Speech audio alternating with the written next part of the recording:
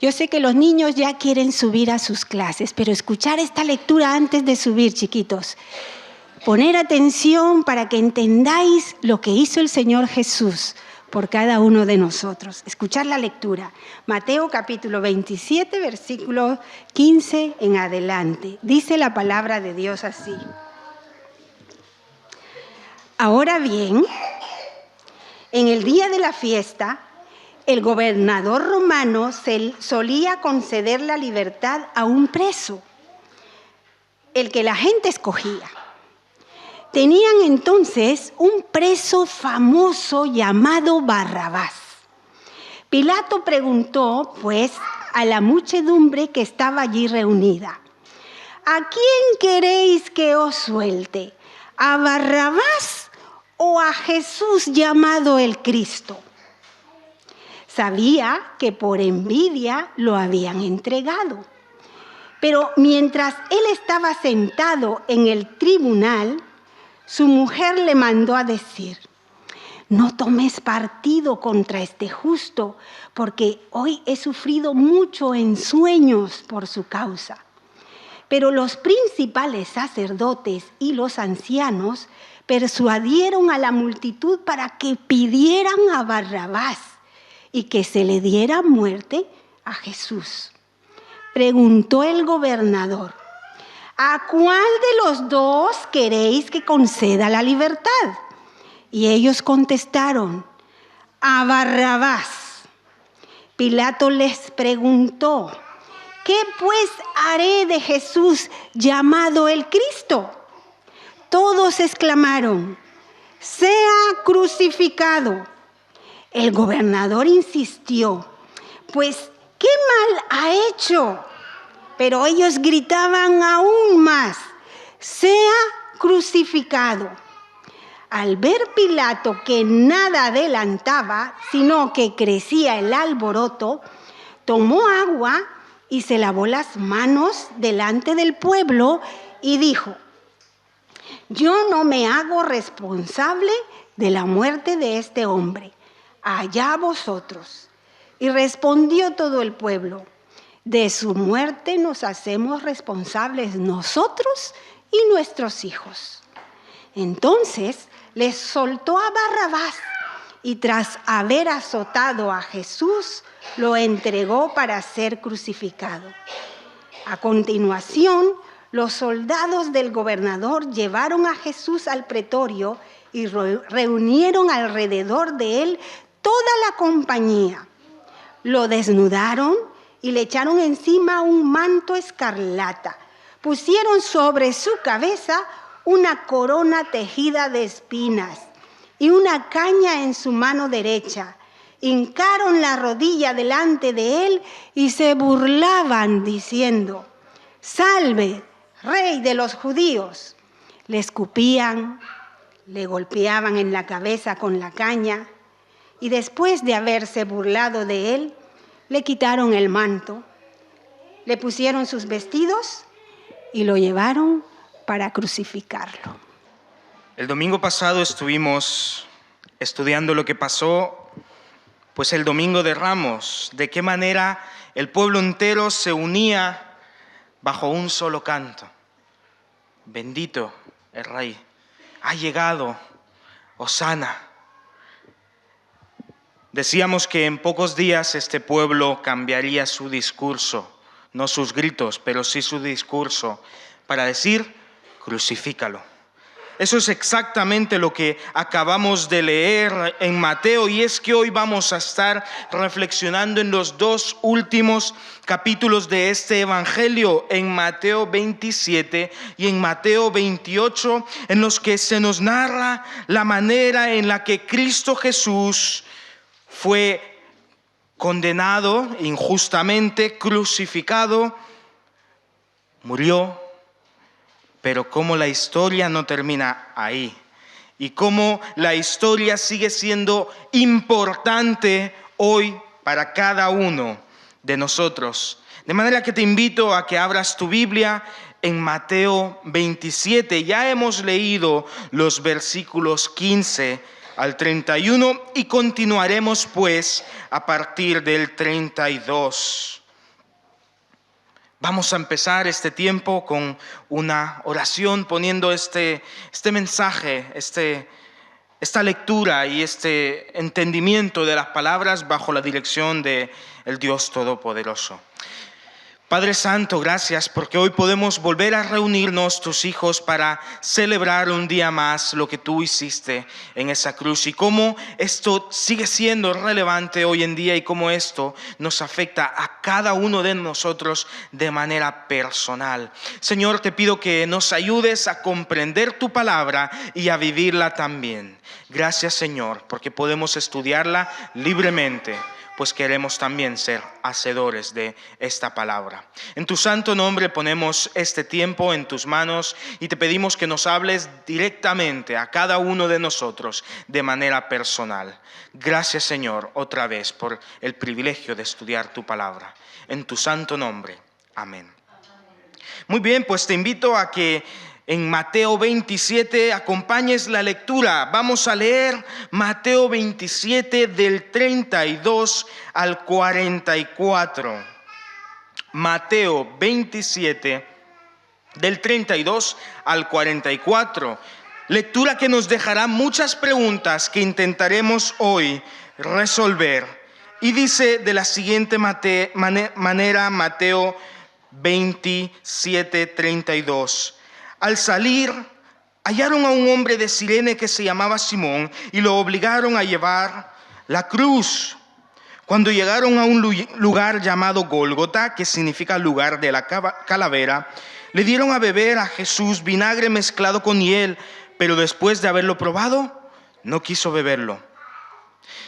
Después de crucificarlo, los soldados repartieron entre sí sus vestidos, echando suertes para que se cumpliera lo dicho por el profeta. Repartieron entre sí mis vestidos y sobre mi ropa echaron suertes. Y allí se quedaron sentados para custodiarlo. Por encima de la cabeza de Jesús fijaron un letrero con la causa de su condena y decía: este es Jesús, Rey de los judíos.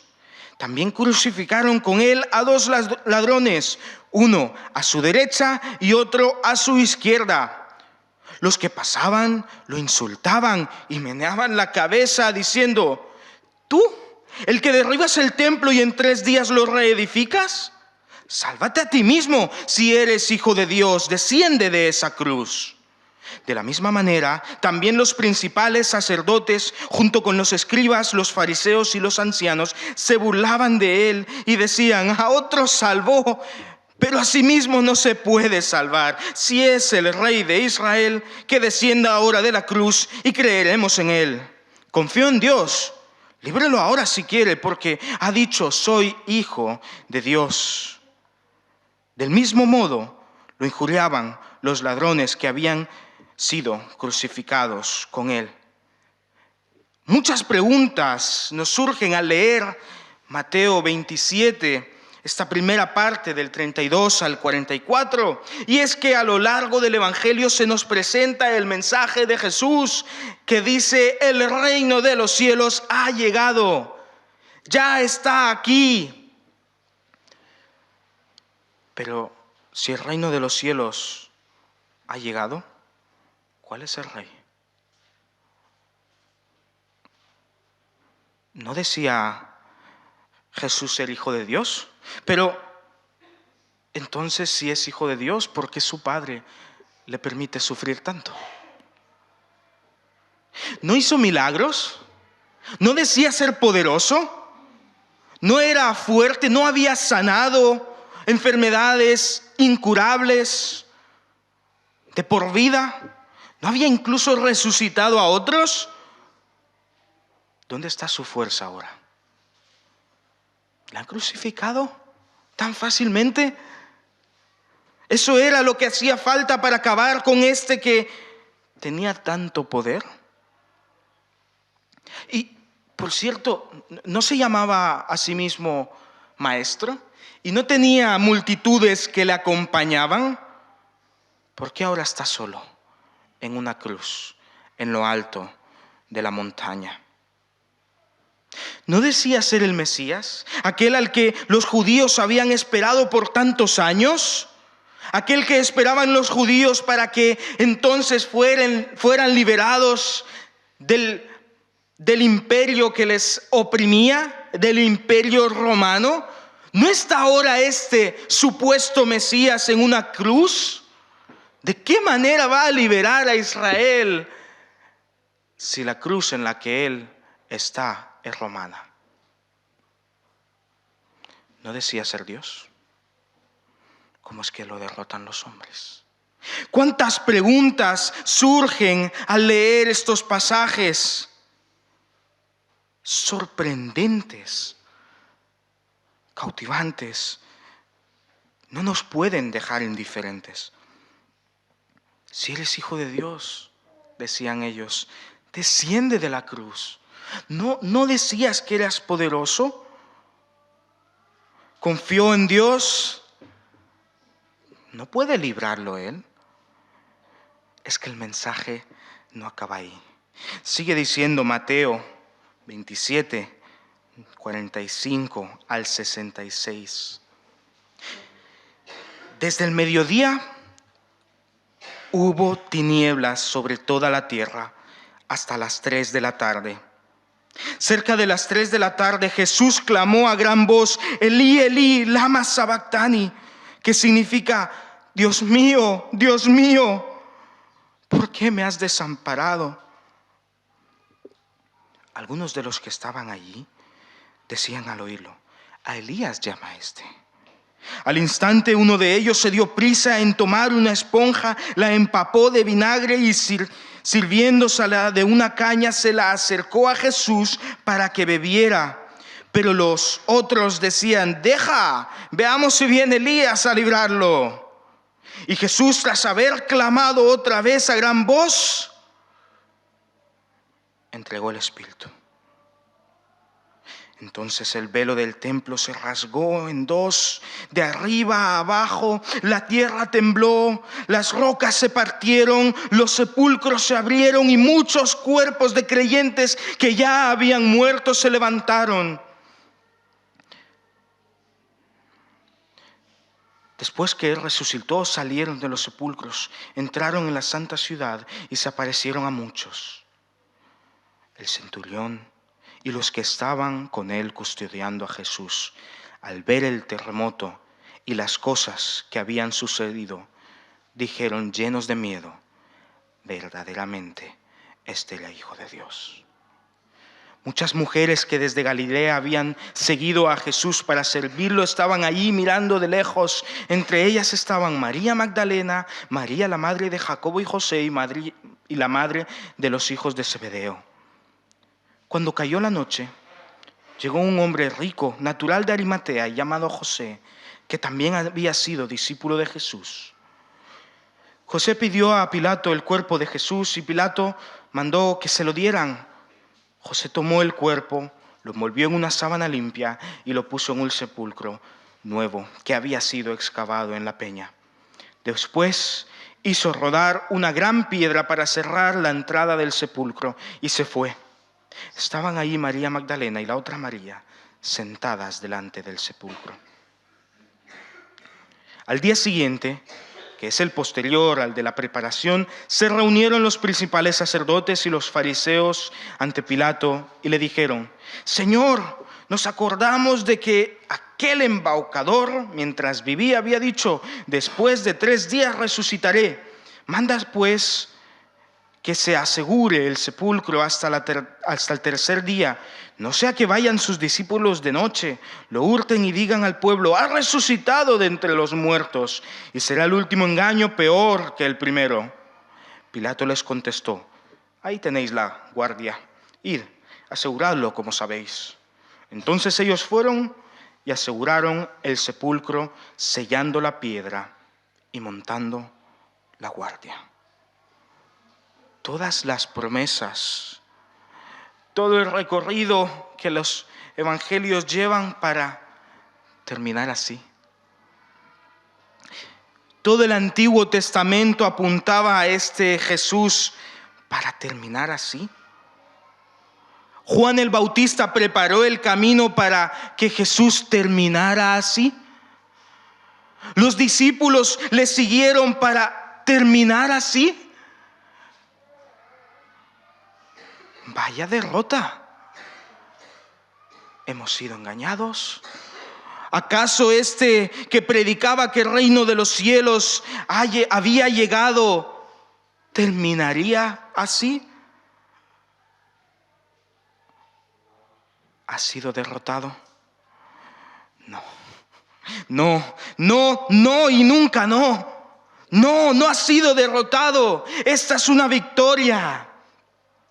Mira, desde Génesis, desde el principio, se nos apunta a un problema llamado pecado. Tú y yo y ninguno de nosotros nos libramos, somos pecadores. El pecado es todo aquello que va en contra de lo que Dios ha dicho. Y hermanos, amigos, dejadme que os recuerde, todos hemos hecho alguna vez algo que Dios ha dicho que no hagamos. Todos aquí somos mentirosos porque hemos mentido alguna vez. Somos ladrones porque habremos robado algo, aunque sea el tiempo. Somos asesinos porque al menos en nuestra cabeza hemos deseado la muerte a alguien. Somos mal hablados. Somos de todo menos cercanos a Dios. Y dice la Biblia claramente que la paga del pecado es muerte. Por lo tanto, qué malas noticias. Tú y yo somos pecadores. Y como pecadores estamos destinados a morir. Es por eso que el mensaje de Cristo Jesús es tan importante. El reino de los cielos ha llegado. El Rey ya está aquí. El Hijo de Dios ha llegado y la señal son sus milagros y le persiguen multitudes. Y es el Mesías prometido y el Mesías prometido es Dios. Y en la cruz, la muerte que yo debía morir, mi paga del pecado ha sido eliminada. Ha terminado. ¿Recuerdas lo que ocurrió cuando Jesús murió? Jesús, dice el 27:50, tras haber clamado otra vez a gran voz, entregó el Espíritu, falleció, murió. Entonces el velo del templo se rasgó en dos de arriba abajo. Y es un poco raro para nosotros que mencione esto. Parece que no tiene nada que ver. Para entender esto tendríamos que ir al Antiguo Testamento y para entender del todo tendríamos que estudiar la manera en la que el templo fue construido. Y vemos que en el templo estaba un lugar en el cual no podía entrar nadie, solo el sumo sacerdote una vez al año, porque ahí se decía que estaba la presencia misma de Dios. Y Dios es santo, y como Él es santo, Él no puede estar en contacto con pecadores. En otras palabras, tú y yo no tenemos acceso a Dios. De manera que si hubiésemos entrado a ese lugar, inmediatamente habríamos caído muertos. Inmediatamente. Porque nuestro pecado, al acercarnos a Dios, nos habría fulminado. Y cuando el sumo sacerdote entraba una vez al año, tenía que ir atado, porque podía, al entrar, morir. Y tendrían entonces que sacarlo tirando de la cuerda. ¿Por qué cuando Jesús muere, el velo del templo, de ese lugar, el lugar santísimo, o quizás lo conoces como el Sanctum Sanctorum, este lugar santo en el cual estaba la presencia de Dios, dice que el velo se partió porque con la muerte de Cristo Jesús, tú y yo ahora tenemos acceso al Padre. Justificados pues por la fe, tenemos paz para con Dios. Ya no necesitamos un sacerdote que entre a este lugar en nuestro nombre, en nuestra representación, porque Cristo Jesús ya nos da acceso a Dios. El pecado nos apartó, nos separó de Dios y creó un abismo que no podíamos saltar, pero Cristo Jesús es la solución a este problema. ¿Derrotado Él? No y nunca derrotado. La cruz es su victoria. Parece que ha sido derrotado en esa cruz, pero lo cierto es que Él es victorioso. De manera que otro de los efectos es que la tierra tembló. El orden de lo que había sido establecido cambió. Ya Cristo es la solución. Ya el mundo no puede permanecer de la misma manera. De manera que incluso la tierra es testigo y representa lo que está pasando en esa cruz. Las rocas se partieron, los sepulcros se abrieron y muchos creyentes que habían muerto se levantaron.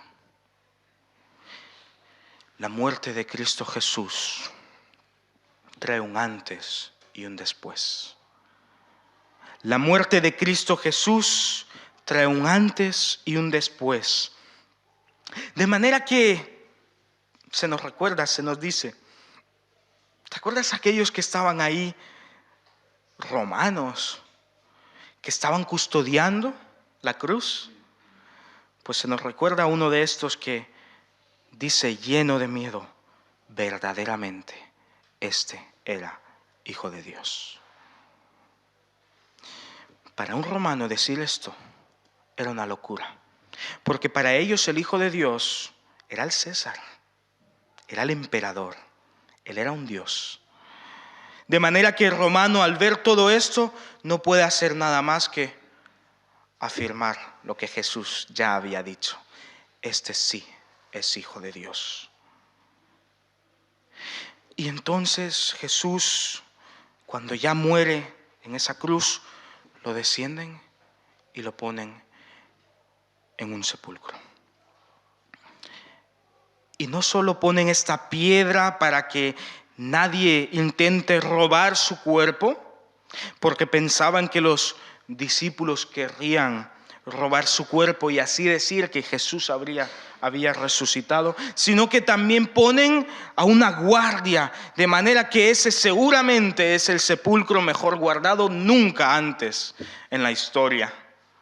Estaba totalmente custodiado. Pero es que aquí no acaba la victoria de Jesús. Va más allá. Porque mira lo que dice ahora en Mateo 28, del 1 al 15. Pasado el sábado, al amanecer del primer día de la semana, eso es domingo, fueron María Magdalena y la otra María a ver el sepulcro. De pronto hubo un gran terremoto porque un ángel del Señor descendió del cielo.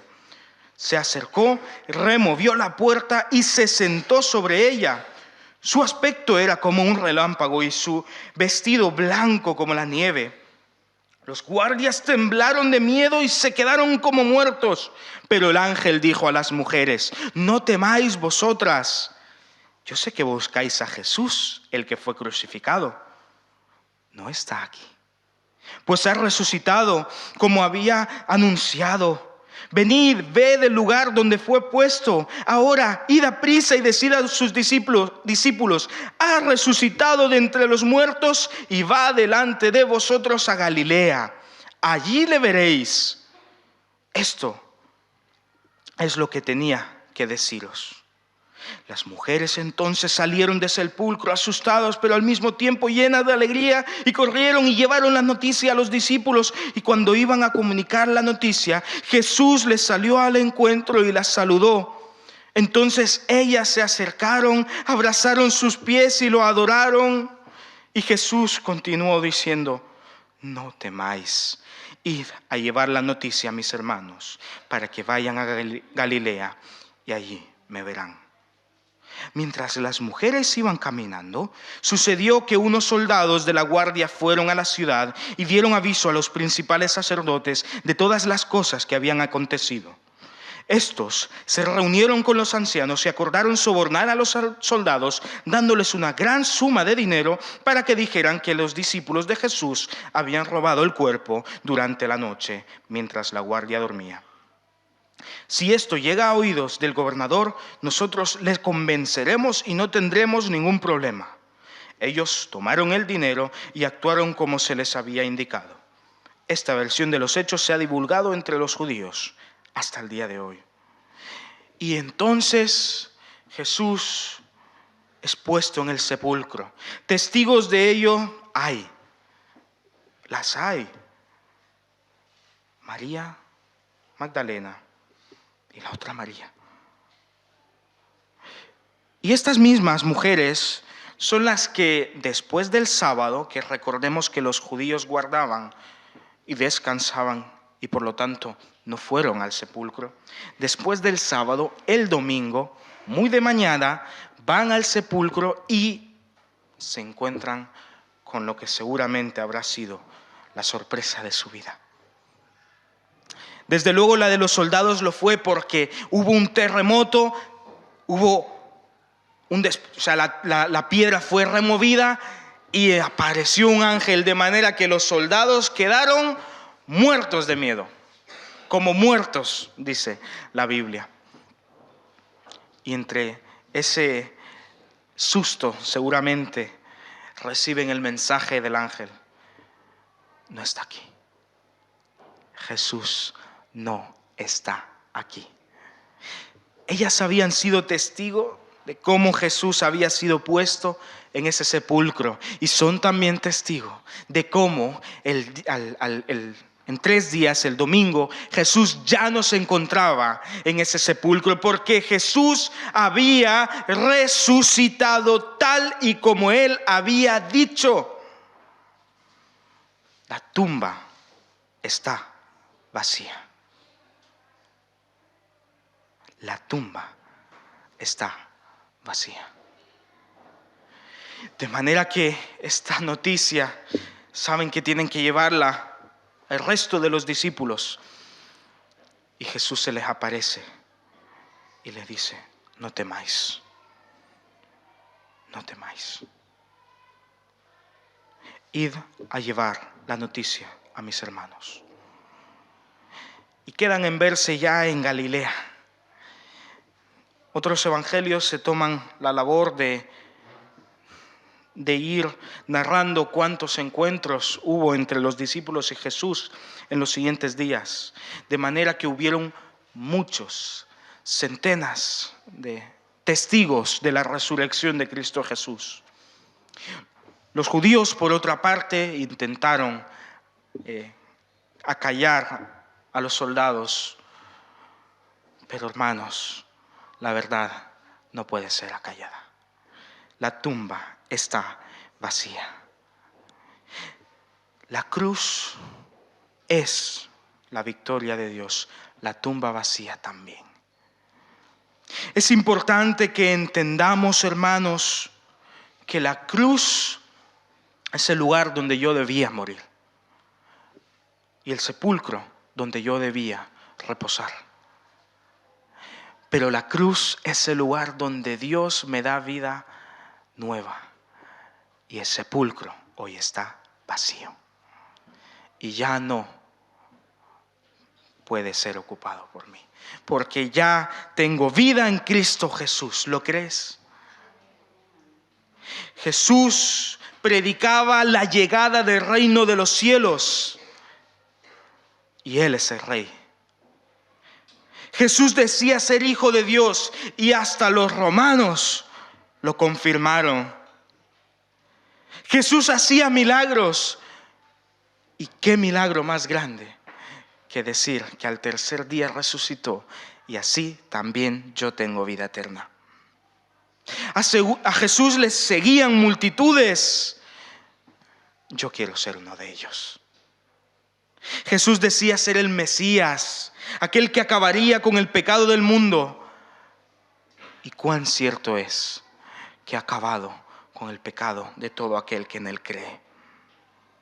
Jesús decía ser Dios, y es que solo Dios puede, y así lo hizo, derrotar a la muerte.